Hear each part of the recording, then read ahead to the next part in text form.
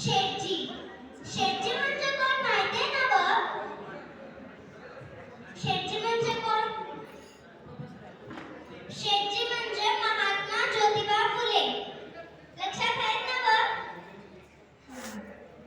शेठजी मला शिकवायला लागले. लिहिताना माझे हात थरथर थरथर कापायचे. या थरथरणाऱ्या हाताला शेठजींनी आधार दिला आणि तो हात कधीच नाही सोडला बघा. शेठजींनी मला लिहायला शिकवलं, वाचायला शिकवलं आणि त्यांच्यासारखा मोठा विचार करायला शिकवलं. शेठजींची बायको लिहायला शिकली, वाचायला शिकली असं माणसं मागणं बडबडत होती. मग आम्ही 1848 साली पुण्यातील भेडेवाड्यात पहिली मुलींची शाळा काढली. ही खबर सगळीकडे वाऱ्यासारखी पसरली. अनर्थ झाला, अनर्थ झाला असं म्हणून लोक आरडाओरडा करू लागले. इकडं शेठजी घरोघरी जाऊन मुली गोळा करत होते, त्यांच्या आई-वडिलांना समजावत होते आणि एकीकडं शाळेतील शिक्षकांना फाईन टाकण्याची धमकी दिली जात होती. मग शेठजींचा चेहरा पडला. ते विचार करू लागले, आता शिक्षकच नसतील तर शाळा कशी चालवायची बरं? मग मी शेठजींना म्हणाले, शेठजी, अहो शेठजी, विचार कसला करताय? मी आहे नवं, मी जाईन शाळेत, मी शिकवीन मुलींना.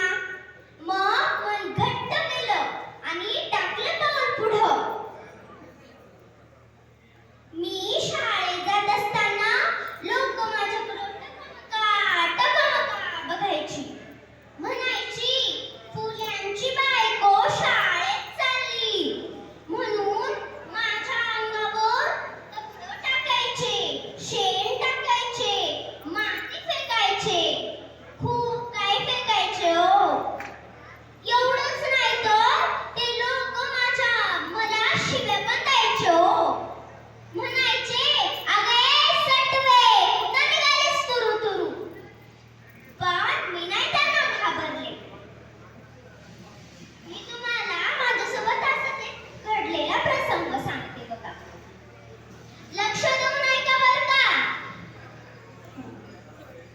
मी एके दिवशी अशी शाळेत चालली होती बघा आणि तिकडून एक बाबा थेट माझ्या समोरच येऊन उभा राहिला आणि म्हणतो कसा, ए सावित्री, तू जर हे शिक्षणाचं काम जर बंद केलं नाहीस ना तर मी तुझी आबरू शिल्लक ठेवणार नाही.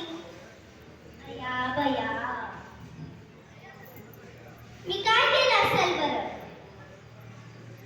सांगताल का मी काय केलं असेल? असा हात उचलला आणि त्याच्या कानाखाली थडा थडा थडा थडा 4 ठेवून दिले बघा. आणि मी त्याला म्हणाले, माझी आबरू का तुझ्या बापाची प्रॉपर्टी आहे का र? तेव्हापासून लोक मला लय घाबरायला लागले बघा. मग मी शाळेत गेल्यावर मुलींचे चेहरे पाहिले आणि माझ्यात आणखी हिंमत आली. मुली पाटीवर पेन्सिलने लिहित होत्या, जणू काही त्यांचं भविष्यच लिहित आहेत. मी